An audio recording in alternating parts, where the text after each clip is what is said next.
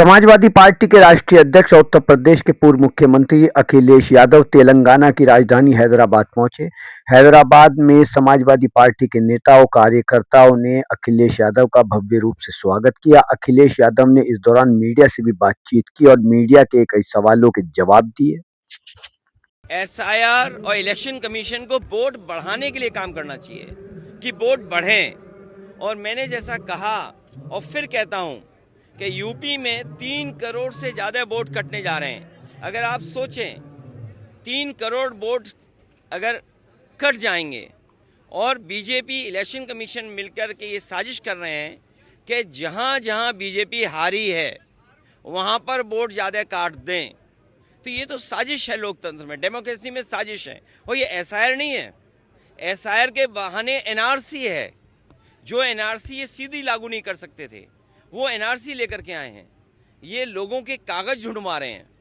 अगर कभी एनआरसी लागू तो कागज क्या देने पड़ेंगे? यही तो कागज देने पड़ेंगे। और फिर आप लोग तो एक उस शहर के जो टेक्नोलॉजी को समझते हैं, आधार को आधार ही नहीं मान रहे हैं। ये सबसे बड़ा दुर्भाग्य है कि आधार में हमारे रेटिना की इमेजेस हैं, हमारे फिंगरप्रिंट्स हैं, हमारा पूरा डिटेल उसके अंदर है। हम आधार को आधार ही नहीं मान रहे हैं और एसआईआर करा रहे हैं, जिससे लोग परेशान हैं। इन्होंने नोटबंदी में परेशान किया, जीएसटी से उद्योगपतियों को परेशान किया, कोविड में परेशान किया और अब एसआईआर से परेशान कर रहे हैं। क्या सोच सकते हैं आप यूपी में 3 करोड़ से ज़्यादा वोट कट जाए? तो ये कैसी डेमोक्रेसी है? अगर हमें वोट ही नहीं डालेंगे हम, तो फिर लोकतंत्र को कैसे बचाएंगे? अभी हम बाबा साहब भीमराव अम्बेडकर जी की प्रतिमा देखते हुए आ रहे थे। बाबा साहब भीमराव अम्बेडकर जी ने तो अधिकार दिया हमें वोट डालने का, एक वोट डालने का अधिकार। यही वोट हमें हक दिलाता है, यही वोट हमें न्याय दिलाता है, यही वोट हमें आरक्षण दिलाता है, यही वोट हमारी सुरक्षा करता है, यही वोट हमें नौकरी दिलाता है।